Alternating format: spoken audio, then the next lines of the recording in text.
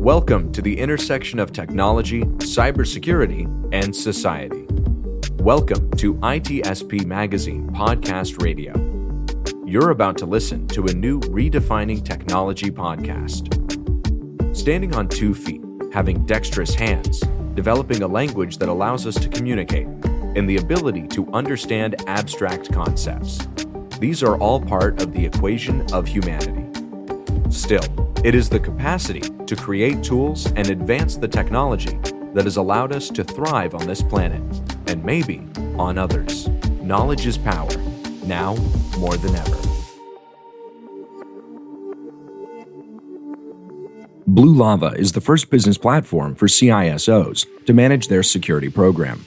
Blue Lava guides security leaders to effectively measure, optimize, and communicate their security program with confidence and ease in one platform. Learn more at bluelava.net. Devo unlocks the full value of machine data for the world's most instrumented enterprises. The Devo Data Analytics Platform addresses the explosion in volume of machine data and the crushing demands of algorithms and automation. Learn more at devo.com.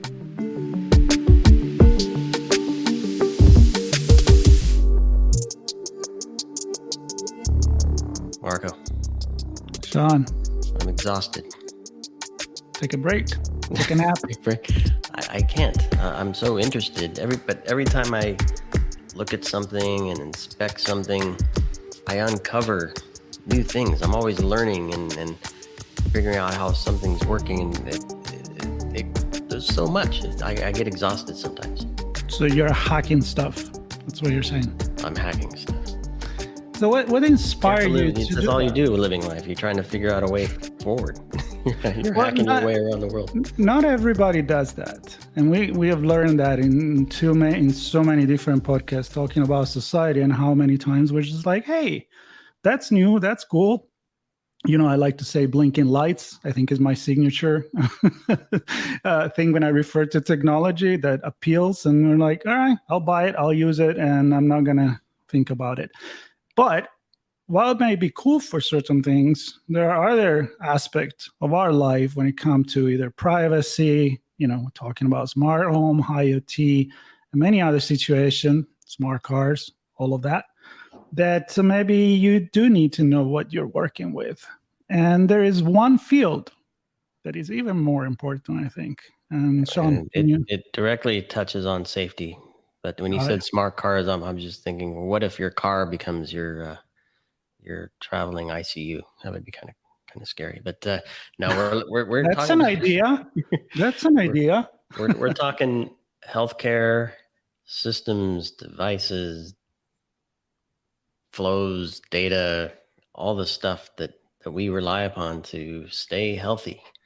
And I was joking a little bit that I get exhausted exploring and investigating because I'm curious, but we need that, especially in this space. And I believe we have somebody who's like hyper curious in this space. I don't want to put words in his mouth. I want to hear from him what drives him to spend time in the world of healthcare and I'm curious to know how curious is he. So let's find out. Jeremy, it's great to have you on. Take a quick moment. Who are you, and what are you up to? Sure.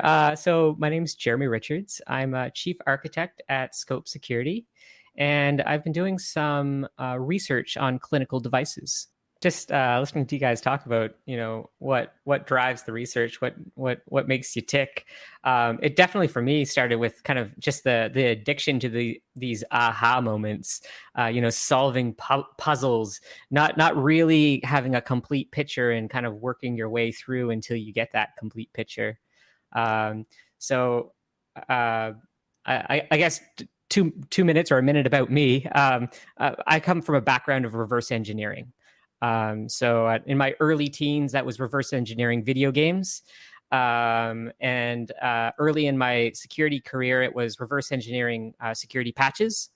And I guess I continued that trend in my career and leveraging machine learning and reverse engineering the whole way through. Taking apart malware was the next thing, which led me to machine learning. And so about 7 years ago, I got really interested in medical devices. I was doing firmware analysis and taking apart firmware of all devices. And then I came across a device on eBay that kind of spoke to me because I had just recently been hooked up to one. It was a drug infusion pump and manufactured by a company called Hospira. And, I had just been hooked up to it, and now I see it on eBay, and I see an Ethernet port jack in the back. And it was reasonably priced, so I decided I needed to check it out. And that's what I did. I purchased it and got it home and did some analysis on it and ended up finding some vulnerabilities in it. So that was about 7 years ago. And I've got to say, I've learned quite a bit about clinical device security and the landscape since. I definitely started with the research coming from the security researcher point of view and completely blind of the challenges faced by healthcare delivery organizations and by device manufacturers, because they do face very real challenges. So I was completely blind to that in the beginning, and I think I'm starting to get a handle on that now as well. Yeah, I love it. Thanks, Jeremy. And maybe if you can, for the audience that's listening that has no idea what reverse engineering is, because something gets built, it's engineered, and it works. Why do we need to reverse engineer it? Well, to understand how it works. A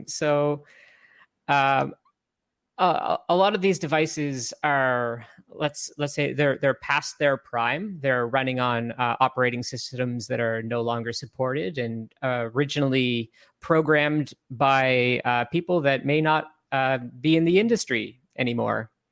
They operate on a network. And they use communication protocols on the network to move data, patient data, vital clinical data in some cases, and understanding how this works is critical for security. And what I would like to add and ask you about this is the fact that many people, when they think about technology and they see an approval, in particular if it comes from FDA, we say, all right, that's cool. It's been approved, super safe, shielded. But the thing about technology is that it keeps evolving. So what it may have been the best thing 2 days ago, 10 years ago, it's not the best thing maybe today, not going to be tomorrow. And in this case, may not be safe because we found somebody, maybe the bad guys, found a way to get through it. Or maybe it was just something that, of course, we don't know how to. We're human. We make mistakes, right? So I want to highlight the importance of what you do and other researchers like you, like hackers, that hack stuff just to figure it out. Can I make it better? So, and I was interested in to know how you jumped from reversing video games to these. What was that aha moment there that make you change your mind on this? So I guess as time goes on, there's a bit of maturity that comes with age. I think there was, though, a big leap. I spent a significant amount of time reverse engineering malware. And that leads to identifying and being able to track the infrastructure of the malware authors. And over time, I would say I became a bit disillusioned with the security industry and the whole thing, finding spies, spying on spies. It just all became quite a bit sad. Quite sad and a bit much. And I decided that I wanted to do something good. You use the security knowledge and the reverse engineering for something that has some pretty direct positive impact. So that was the driver between switching roles from malware reversing and tracking threat actors and APT threats. Yeah, no better industry to apply that to than the healthcare sector. It's a frustratingly misunderstood and underserved sector. You've got this device that maybe it costs the HDO $11 million, and it can give early warnings on whether or not a patient has cancer, and it can do that 150 times a day. And half of those people, you'll save their lives, but it's running Windows XP. So, I mean, are you stupid for keeping that on your network? Because the arrogant security researcher or vulnerability assessment guy in me originally said that that's ridiculous. Get that thing off the network. But then half of those people don't get identified. Yeah. Yeah. So talk to me a bit about the ecosystem, because and maybe we get to the device, and because Marco mentioned the FDA gets approved, it's quote unquote safe. That takes a lot of time, which is probably, I presume, why this is still running XP. It was approved with XP, can't go off XP. Yeah. Maybe let's talk about that, and then I want to get into the bigger infrastructure picture. Sure. So from a device manufacturer point of view, you've got some science that leads into the development of some instrument that can perform some kind of clinical task. And then you have to have a computer that can operate that instrument, and it needs to be able to interact with other computers on your network to move that data into a clinical workflow so that it can do something useful, right? So it has to be connected. That whole development lifecycle can take 2 or 3 years. FDA, and then you apply. So you've got then you lock down your configuration, and you say, this is how it's set up. These are the this is the machine, and you submit that to the FDA, and you're locked into that kind of configuration once you've got your compliance or once you've been approved. It's the equivalent of a clinical trial for that machine, right? Right. I've gone through the trial. This is what I'm submitting. Exactly. And as Marco brought up, security is a moving target. And so if you're getting certified with this 4-year-old operating system, and that's brand new, right? It hits the shelves and is a 4-year-old operating system. The HDO, the Healthcare Delivery Organization, is expecting a certain amount of lifespan out of that device, right? So you've just got this massive amount of time that the device is supposed to be secure for, and there's really no other industry where that's the expectation, especially when you consider the other components of the threat landscape. So these clinical devices, they sit in a patient's room, and if you look at the manuals for these, like this patient monitor that is supposed to be in every patient room, and you read the manual, it says that the hospital is responsible for securing the RJ45 jacks, the network jacks, and all of the USB ports on the back of the device. And by the way, you can't install malware. And by the way, you're responsible for every device connected to the same LAN segment as this thing, because it can't have a firewall, it can't have AV, it can't have any of the traditional IT controls on it either. And is that because they weren't, I'll say, through the clinical trial with those things in place, or is it because those require updates, which then take it out of compliance? What's the reason that it can't have some of those protections we would normally put around devices? Yeah, that's a fair question, but and you kind of alluded to the answer there. Every now and then, Microsoft will release a patch that blue screens a box. If you think back 5 years, I bet you can think of an instance where there were certain configurations of an operating system that just completely got hosed due to a Windows update. And the same thing can be said for antivirus updates. I can specifically think of a couple incidents over the last couple of years that caused the device to completely freeze. So that's the challenge of having this device in a clinical setting and having untested updates get applied to it. Well, you never know where to draw the line between what saved life and what could actually affect life. So what's your security level of, what doesn't make you feel secure, and what is the risk level that you want to take? We got in touch with you through one of the security event called Sector. And tell us a little bit more specific about what you're presenting to this event, and what is the latest project that you've been working on? Sure. So I definitely wanted to start the talk with exactly what we just chatted about. So that was nice. But perfect. I knew it. Yeah.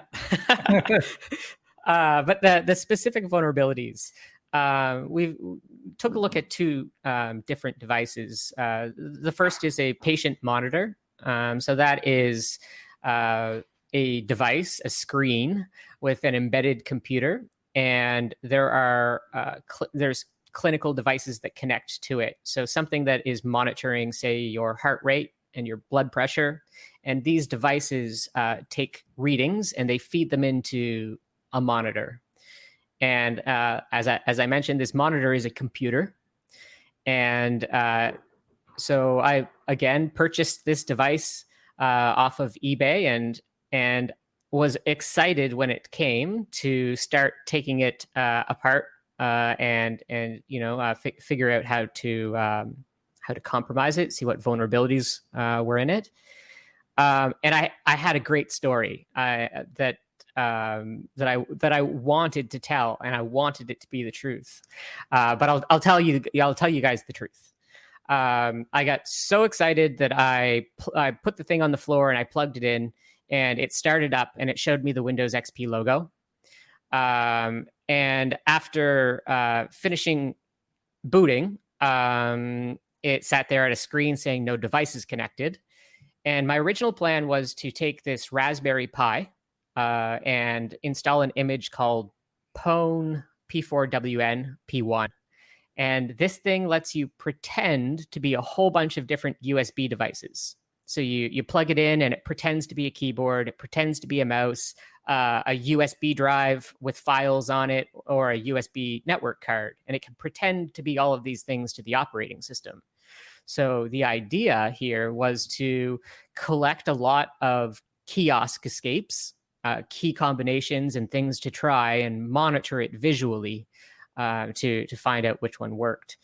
And I did actually, in the end up implementing this to automate the attack. But the truth is, I plugged in a keyboard and started hitting buttons as soon as the thing was finished booting up. And a menu popped up with 4 options that said close light step, recycle light step, run, and shut down Windows. So I drilled into that run. And was able to launch CMD, which launched a DOS command box. And from there, I just implemented the attack in the Pwn P1 attack tool. So I created a Metasploit framework binary that created a reverse shell whenever it was run. And I put that file on the virtual drive that was emulated, and wrote all of the scripts required to send the key combinations to do the kiosk escape and run that DOS command box, and then switch to the USB drive and run the malware. So that was the initial compromise.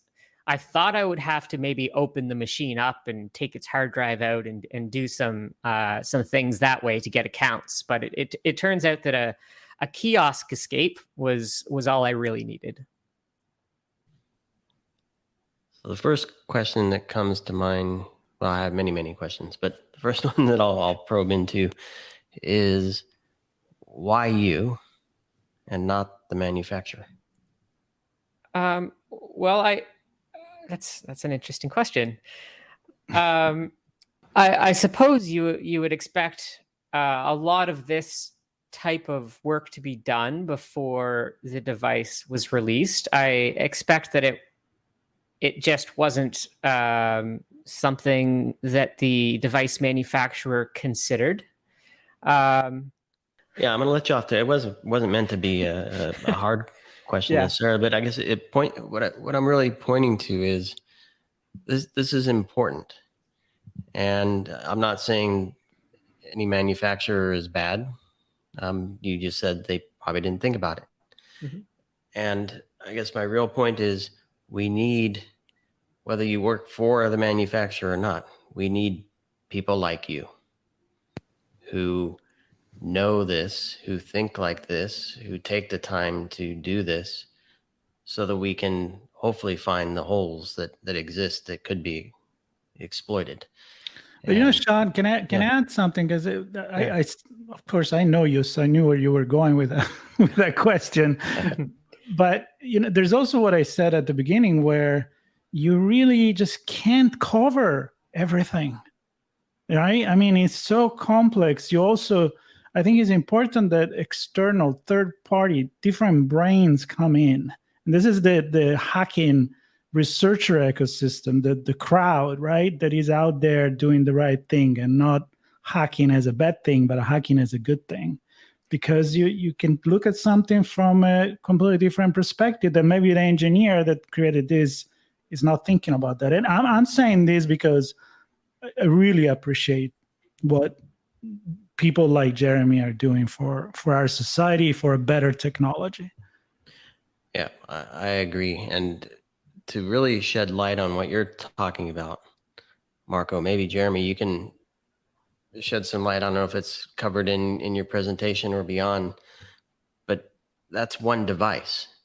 It wasn't connected to a hospital network that could have many things pretending to be that keyboard emulator. So how does that then translate into, I mean, if you own that device, perhaps a bigger picture story? I don't know if you want to kind of touch on the bigger ecosystem. Yeah. So from the manual,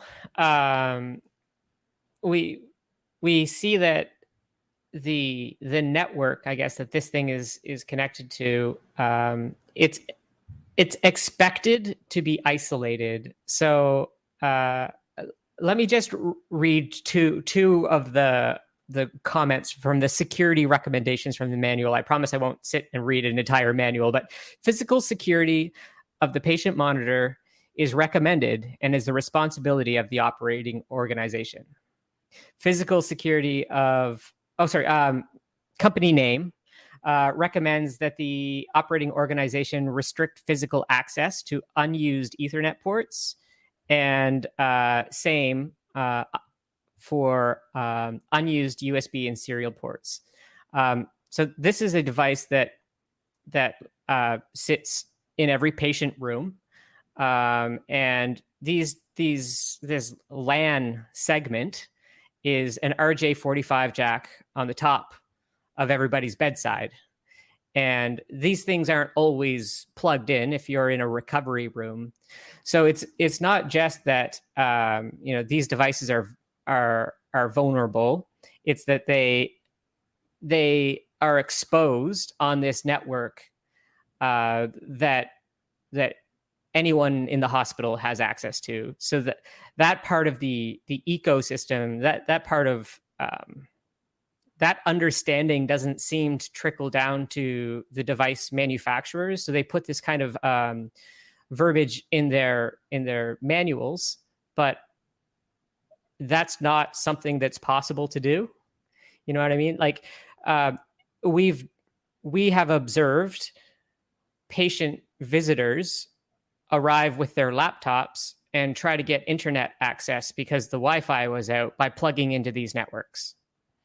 And that's the reality of the exposure and the threat landscape of these devices. So, given that this is something that I don't know if we ever will be able to avoid completely. Like, I go back to the complexity, right? I mean, all you just said, makes me think when I go to the doctor office, and I don't see that anymore, but I used to see passwords stuck, with the tape near there. I'm like, okay, let's just hope that nobody's gonna want to go in there. But this said, what do you think that? And I'm not gonna have you lose your job because you're passionate about it, and I always think that researchers are always going to be needed. He wants me to lose my job. I want you to lose, Sean. No more podcasts like this. We'll have plenty. But my point is, and we've gone there before, but I would love your opinion: regulations versus the market, compliance versus a better technology, a safer technology by design, right? Safety versus saving people with health solutions. Right. What's your feeling about this? Where are we going with this? Well, there is improvement, vast improvement in the delivery of healthcare by connecting devices. It's undeniable that even something as simple as intake, where you have clinical devices that are taking readings, like taking your temperature and doing your weight, and inputting those directly into the EHR instead of a human doing it, reduces errors. And in a clinical setting, errors can kill people. So reducing errors is something that you want to do, right? And so there are all these opportunities to reduce error. And that's not going away. That genie's not going back in the bottle. We're going to continue going down that path. And we have started to see improvement in clinical devices. There's no question about that. And the security of clinical devices. It used to be that you could remote into these machines without passwords, and that's new devices. It's not like that. So, we've made some improvements along the way, and it is getting better. It is getting somewhat better. The thing is, we're also opening up APIs at an accelerated rate as well, right? With the health record portability that's now been mandated, and the requirement for a healthcare delivery organization to allow you to move your health records and get access to your own health records. I see that coming down the pipe. And that's the thing that's worrying me the most, to be completely honest, is this new API access into EHR records that's opening wide and quickly. Yeah, and as you were describing that, and I was thinking everything's embedded these days as well, and I thought, what an opportunity to get this right. I mean, when we can isolate access and data elements through services and not have it just be a big blob on a big thing connected to a bigger thing. Mm-hmm. There's an opportunity there. Does technology actually help us, do you think? Or is it going to be a challenge first? Why not both? So okay. I think the answer is both. All right. So I'm destined to continue to be exhausted as I look at stuff, as I joked about in the beginning. Possibly, but I'll be right there with you. All right, I love it. We need you to be there. I think in the end, Sean, that's the thing. If you stop, you're gone, you're lost. We can never stop to do this, and I think for me the key of this is, so many times when we talk with hackers and researchers, is to highlight, again, the importance of what is done, and to remember, honestly, that every breakthrough inventors from the past always been about people that didn't take what it was given to them and say, okay, somebody did it right. They all look into it, see if there was a problem, find a way to make it better. So for me, it's an appreciation and a way to connect technology and humanity in terms of finally doing a technology that is really going to serve us. So for me, these are important story, and I want to thank Jeremy for sharing this with us. Yeah, I echo that sentiment, Marco, and Jeremy, I want to thank you as well. And for those listening, there will be links, certainly to the sector presentation, so you can watch that live and on demand. I presume both, depending on when you listen to this and when it gets delivered. Important stuff, and certainly an important sector. I'm grateful when I hear there are people looking after the safety of these devices that ultimately will help myself and my loved ones be safer and healthier as well. I feel privileged to be able to spend the time doing it. I enjoy it. I love talking about it. So thanks for having me on and giving me an opportunity to speak. Appreciate it. Devo unlocks the full value of machine data for the world's most instrumented enterprises. The Devo Data Analytics Platform addresses the explosion in volume of machine data and the crushing demands of algorithms and automation. Learn more at devo.com. Blue Lava is the first business platform for CISOs to manage their security program. Blue Lava guides security leaders to effectively measure, optimize, and communicate their security program with confidence and ease in one platform. Learn more at bluelava.net. We hope you enjoyed this episode of Redefining Technology podcast. If you learned something new and this podcast made you think, then share ITSPmagazine.com with your friends, family, and colleagues. If you represent a company and wish to associate your brand with our conversations, sponsor one or more of our podcast channels. We hope you will come back for more stories and follow us on our journey. You can always find us at the intersection of technology, cybersecurity, and society.